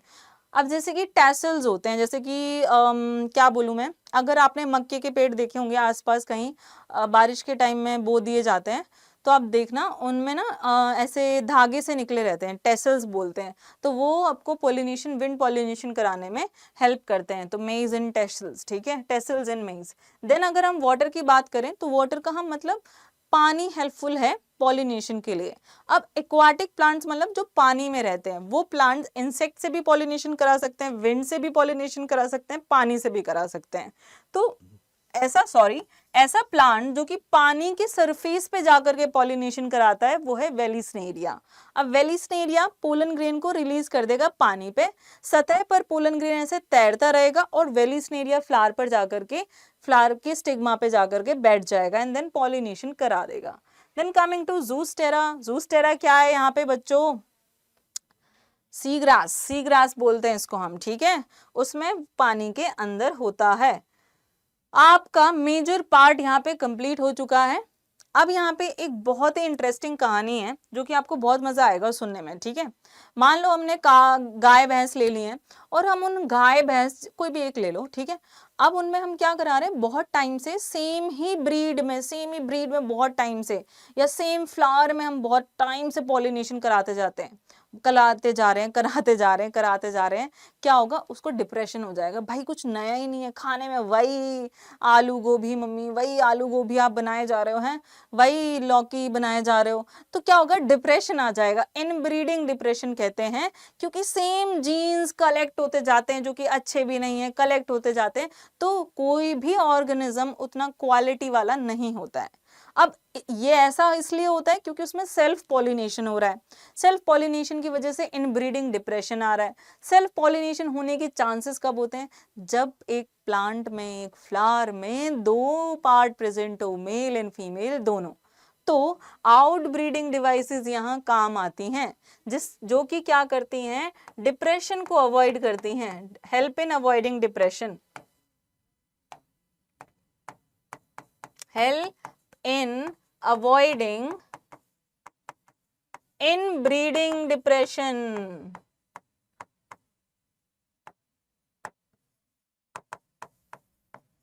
ठीक है, चलो तो बच्चों फटाफट एक बार और सेशन को शेयर कर दो। आपने पढ़ा होगा सेशन, आपके दोस्तों को भी हेल्प होगा। और सेशन को लाइक तो करते ही जाना, ऐसे बैठे मत रहना, लाइक करते जाओ, नोट्स बनाते जाओ आराम से, ठीक है।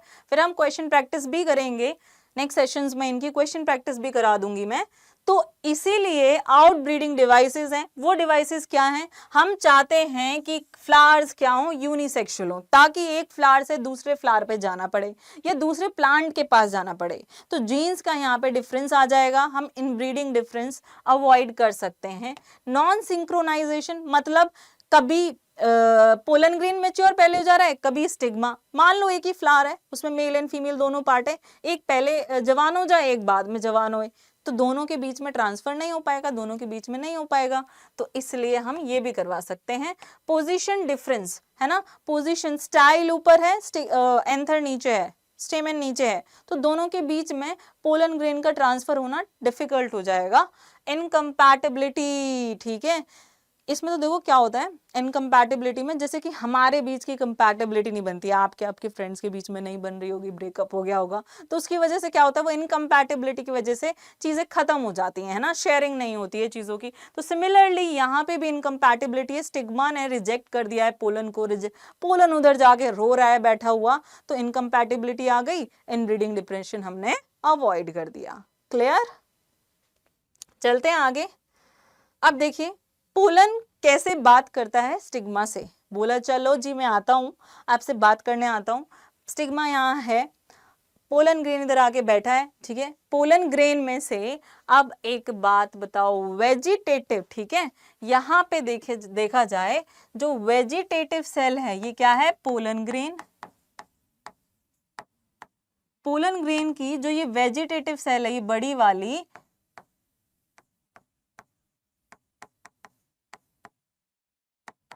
ये क्या करेगी, पोलन ट्यूब का फॉर्मेशन करेगी, और उस पोलन ट्यूब में से जो मेल गैमीट हैं, वो क्या करेंगे, ट्रैवल करेंगे, मेल गैमीट है ना।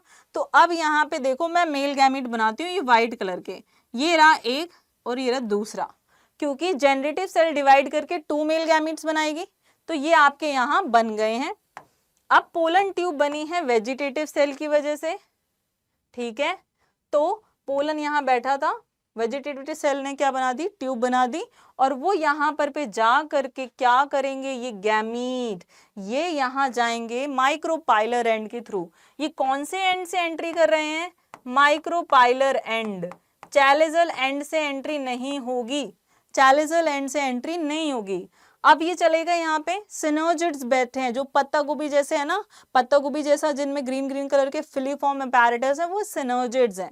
सिनर्जिड्स यहाँ क्या करेंगे, गाइड करेंगे कि तुम यहाँ जाओ, जिससे कि क्या होगा, जिससे कि आगे क्या होगा, आगे होगा कि एक एग सेल के साथ 1 मेल गैमीट आ जाएगा, ठीक है, और एक पोलर न्यूक्लियाई के साथ 1 मेल गैमीट आ जाएगा, ठीक है। ये होता है असल में, बट देखो ये एक ही स्टेप में नहीं हो जाता है। ये रही आपकी फिलीफॉर्म अपैरेटस ने गाइड करी है किसकी एंट्री, पोलन ट्यूब की एंट्री, ठीक है, जिसकी वजह से 2 मेल गैमीट ये रहे, ये आगे जाकर के यहाँ क्या करेंगे, मेल गैमीट्स इधर आ चुके हैं, एक ये रहा और एक बाहर की तरफ है, एक फ्यूज हो जाएगा पोलर न्यूक्लियाई से और एक आपके एग के सेल से फ्यूज हो जाएगा। क्लियर। नेक्स्ट इसी को हम कहते हैं पोलन पिस्टल इंटरेक्शन। हम तो Hindi language, Urdu language, French language and English language में इंटरेक्ट कर लेते हैं, लेकिन ये पोलन ग्रेन एंड पिस्टल कैसे इंटरेक्ट करेंगे, ये केमिकल डायलॉग्स, केमिकल मैकेनिज्म के थ्रू इंटरेक्ट करेंगे। इनकी बातें कैसी होंगी, केमिकल्स के थ्रू होंगी। वो कह रहा है वो ये केमिकल रिलीज करेगा तो स्टिग्मा समझ जाएगी ये मेरे ही कैटेगरी का पोलन ग्रेन है, इसको एक्सेप्ट कर लो, इसकी और मेरी वाइब मैच हो रही है, ठीक है। तो ये क्लियर हो गई बात यहाँ पे। अब डबल फर्टिलाइजेशन की बात करते हैं। डबल फर्टिलाइजेशन किसको कहते हैं, डबल फर्टिलाइजेशन किसको कहते हैं, ये पढ़ने से पहले फर्टिलाइजेशन क्या होता है ये जानना बहुत जरूरी, ये जानना है बहुत जरूरी। जैसी तो यहाँ पे एग प्लस मेल गैमीट जब फ्यूज करता है हम उसको बोलते हैं क्या, fertilization. The process of formation, the process of fusion of gametes and the formation of zygote is known as fertilization. Now syngamy and fertilization both are different term, but fertilization is a step in the process of syngamy. ठीक है, समझ आ गया। अब देखो यहाँ पे क्या है, फर्टिलाइज, हाँ देखो क्या है, आपके पास एग है, रुको यहाँ पे रुकिए, इसके दो पार्ट बनाइए, एक पार्ट दो पार्ट, फटाफट आप भी ड्रॉ करो, फटाफट कॉपी में ड्रॉ कर लो दो पार्ट फर्टिलाइजेशन के। एक आपके पास है सिंगैमी और दूसरा आपके पास है ट्रिपल फ्यूजन। दूसरा आपके पास क्या है बच्चों, ट्रिपल फ्यूजन। ठीक है, ट्रिपल फ्यूजन, आई को थोड़ा सा बड़ा कर देते हैं, क्लियर, वेरी गुड, क्लियर। अब सिंगैमी ये हो गया एंड ट्रिपल फ्यूजन आपके पास ये हो गया। देखो सिंगैमी में ध्यान से देखना क्या हो रहा है, फिर मत बोलना समझ नहीं आया मैम। तो यहाँ पे हम ले लेते हैं वन एग, ठीक है, मैं दिखा देती हूँ आपको यहाँ पे एग कहाँ है, ये रहा, अरे सॉरी ये तो बन गया है, बता देते हैं, ठीक है, ये रहा यहाँ पर, चलो फिर रहने देते हैं हम, ये आगे का प्रोसेस है, ये वो डायग्राम नहीं है, एम्ब्रियो सैक वाला डायग्राम पीछे ही रह गया है। तो one egg plus male gamete, दोनों बच्चों कैसे हैं ये, हैप्लॉइड या डिप्लॉइड, हैप्लॉइड या डिप्लॉइड, दोनों के दोनों हैप्लॉइड हैं। फ्यूज करके क्या बनाएंगे, जायगोट, इसको हम बोलते हैं सिंगैमी। ट्रिपल फ्यूजन में क्या होता है, वन सेंट्रल सेल जो कि कैसी है, डिप्लॉइड है ना, डिप्लॉइड है ना, प्लस वन मेल गैमीट,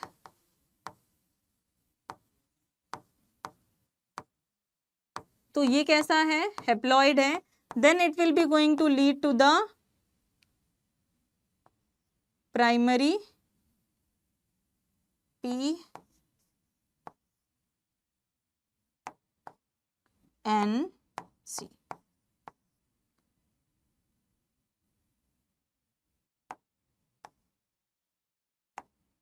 चलो आप यहाँ पे वो लिख लो सबसे पहले, प्राइमरी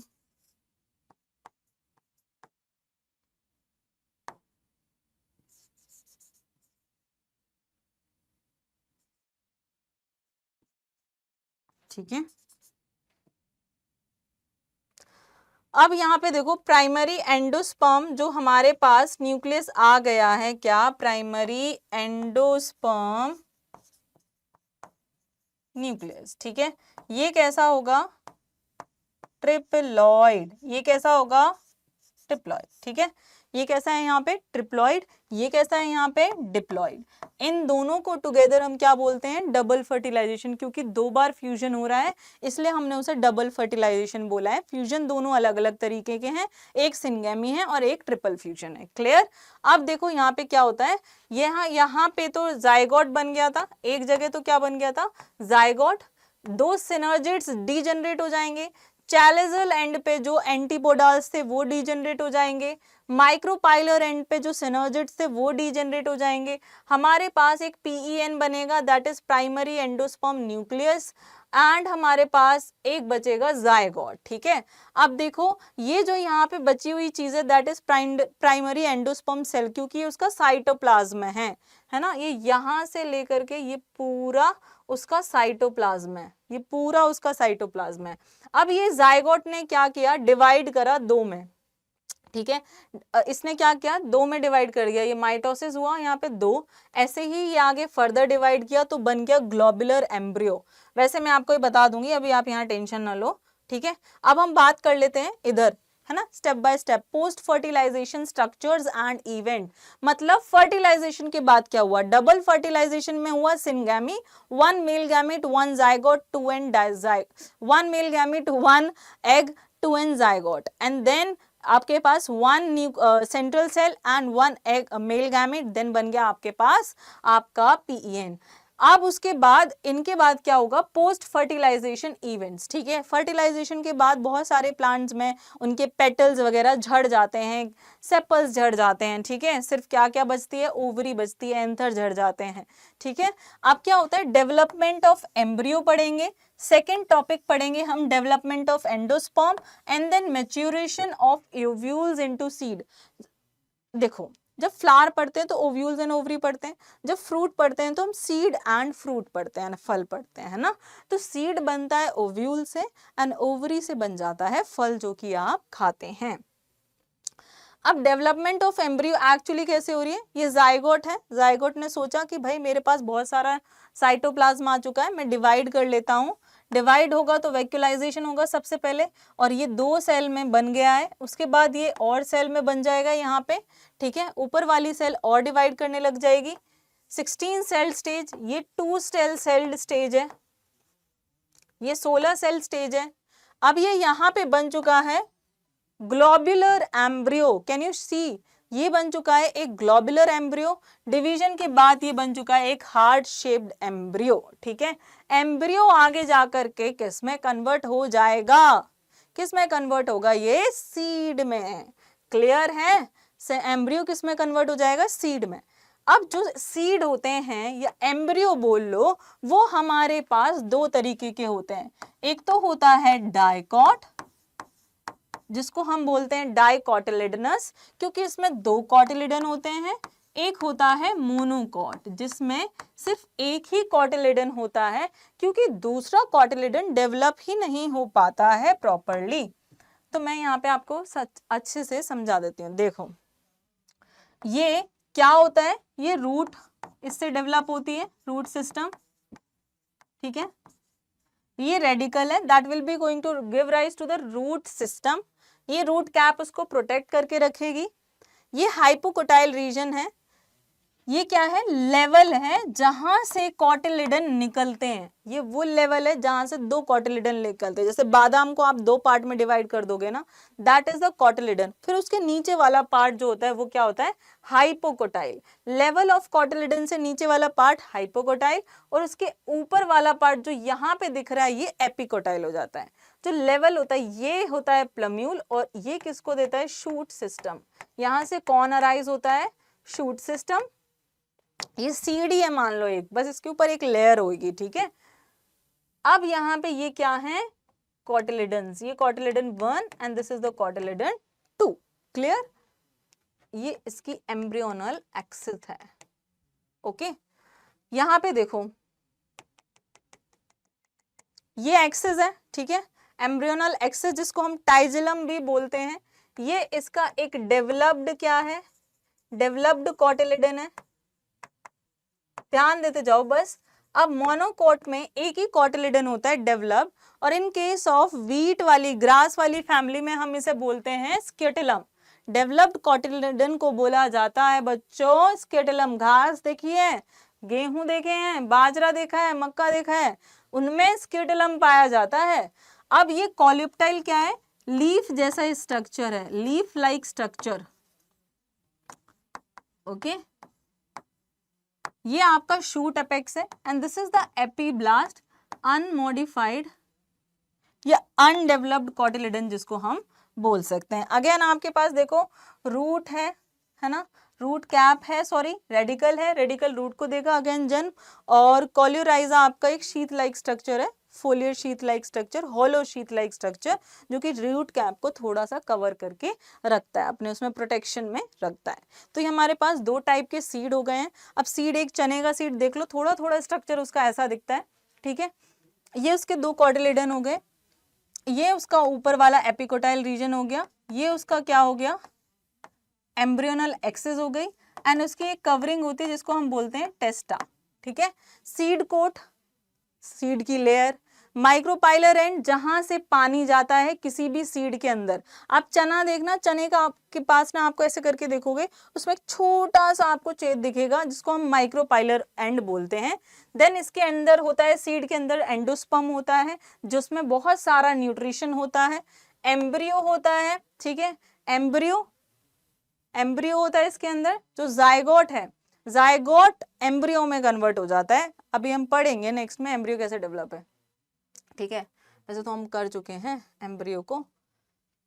जायगोट से एम्ब्रियो बनना कहलाता है एम्ब्रियोजेनेसिस, राइट। किस किस ने लिख लिया है what is the definition of embryogenesis? फटाफट चैट बॉक्स में लिखो कि एम्ब्रियोजेनेसिस की डेफिनेशन क्या है। आप यहाँ पे अच्छे से इन चीजों को सुनते जाओ, है ना, ध्यान से सुनते जाओ, क्योंकि ये क्वेश्चन जरूर आएंगे, ऐसा 100% है। अगर सुन लोगे तो ये क्वेश्चन इजीली सॉल्व हो जाएंगे, बहुत ज्यादा देर तक आपको चीजें रटनी नहीं पड़ेंगी। क्लियर? चलो चलते हैं आगे।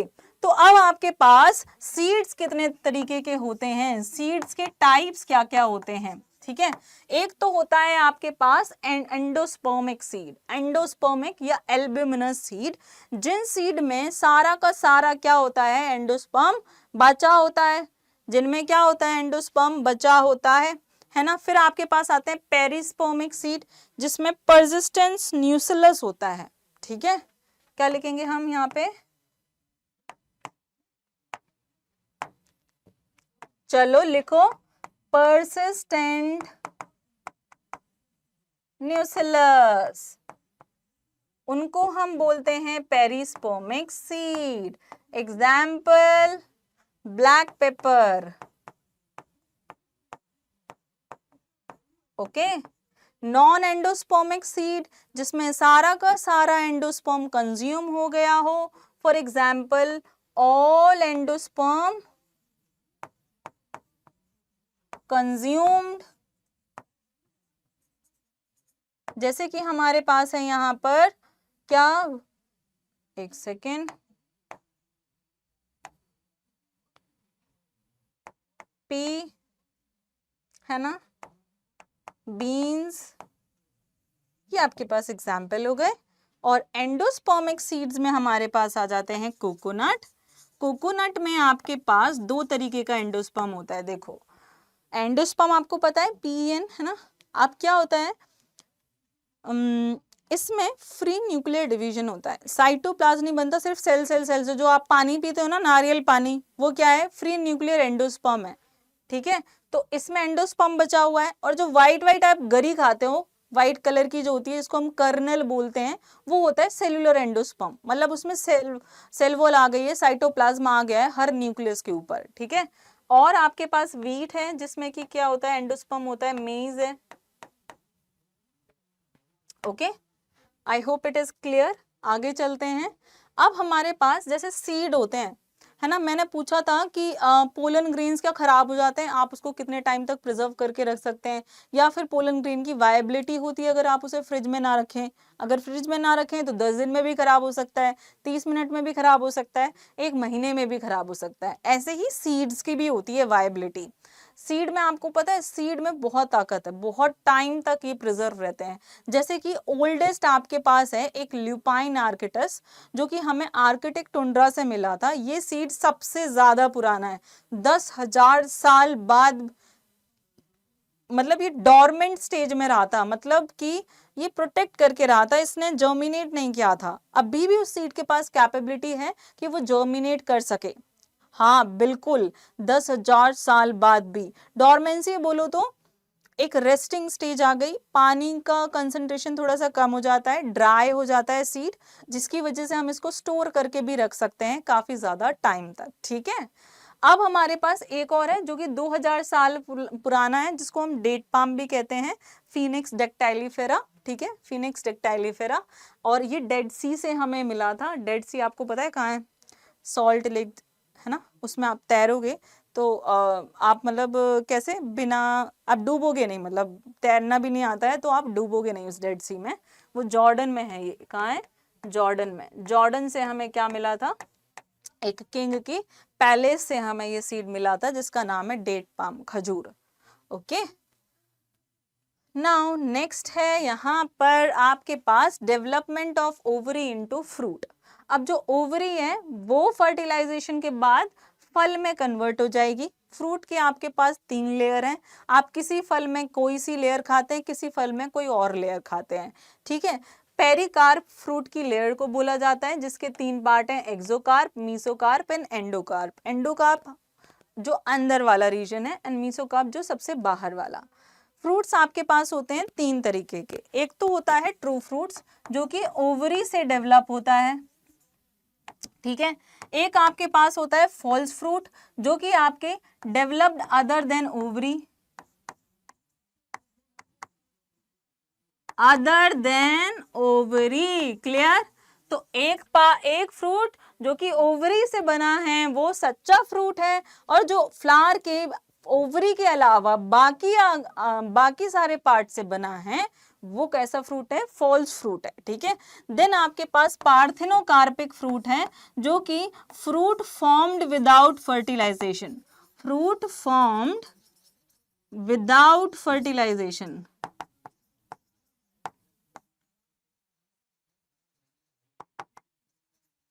क्लियर। जैसे कि हमारे पास ये स्ट्रॉबेरी है, एप्पल है, these are the false fruit. Banana आपके पास एक एग्जाम्पल है किसका, बनाना आपके पास एक एग्जाम्पल है पार्थिनोकार्पिक फ्रूट का। इवन अगर आपको पार्थिनोजेनेसिस करानी है, पार्थिनोकार्पी करानी है तो आप करा सकते हैं बहुत सारे प्लांट्स में कुछ हार्मोन्स के थ्रू, जिनकी वजह से उनमें सीड्स भी नहीं आएंगे। आपने देखा होगा सीडलेस फ्रूट्स बनाने के लिए पार्थिनोकार्पी प्रोसेस की जरूरत होती है, क्योंकि फर्टिलाइजेशन नहीं हुआ तो सीड्स भी नहीं मिले। अब हमारे ये 2 लास्ट टॉपिक हैं जो कि बहुत इंपॉर्टेंट है ना। देखो पार्थिनोकार्पी में क्या होता है, कार्पेल फ्रूट है, फर्टिलाइजेशन के बिना फल बन गया, ठीक है। यहां क्या हो रहा है, फर्टिलाइजेशन नहीं हुआ और सीड बन गया, ठीक है। इसमें क्या होता है, in few flowering plants such as some species of Asteraceae, sunflower वाली फैमिली है ये, ग्रासेस, ठीक है, evolved a special mechanism to produce seeds without fertilization, जिसको हम क्या कहते हैं, एपोमिक्सिस। ये मिमिक करता है, मतलब धोखा दे देता है ना, मिमिक सेक्सुअल रिप्रोडक्शन। ये एक ऐसा पार्ट है जो कि सेक्सुअल रिप्रोडक्शन को मिमिक कर देता है ना। Now, thus apomixis is a form of asexual reproduction that mimics the sexual reproduction, और ऐसा बहुत सारे प्लांट्स में होता है। फॉर एग्जाम्पल है सिट्रस है, मैंगो है, ठीक है, बहुत सारे में होता है। ऑरेंज है, ऑरेंज में जो आप खाते हो ना, ऑरेंज में मतलब हम जब खाते हैं जिनमें से जूस निकलता है, आपने छोटे छोटे ऐसे पार्ट देखोगे, पल्प जो होता है वो एम्ब्रियोज ही हैं। हाँ जी बिल्कुल, देखो जाइगोट है ना, जाइगोट किस में कन्वर्ट हो जाता है, एम्ब्रियो में, क्लियर। अब क्या है आपके पास, ध्यान करो ओव्यूल था, है ना, ओव्यूल के अंदर क्या बना था, एक एम्ब्रियो सैक बन गया था एक न्यूक्लियस से, ठीक है। ये एम्ब्रियो सैक बना था एक न्यूक्लियस से, अब वही एम्ब्रियो सैक इसमें कन्वर्ट हो गया एम्ब्रियो में। बाकी अभी भी यहाँ पे क्या है, न्यूक्लियस है, बहुत सारा न्यूक्लियस है, ठीक है। वो न्यूक्लियस किस में डेवलप हो जाएगा, एम्ब्रियोज में, तो हम उसको क्या बोल देंगे, पॉली एम्ब्रियोनी। क्या बोलेंगे हम उसे, पॉली एम्ब्रियोनी। तो दैट इज एक्चुअली व्हाट, इसको इरेज करो,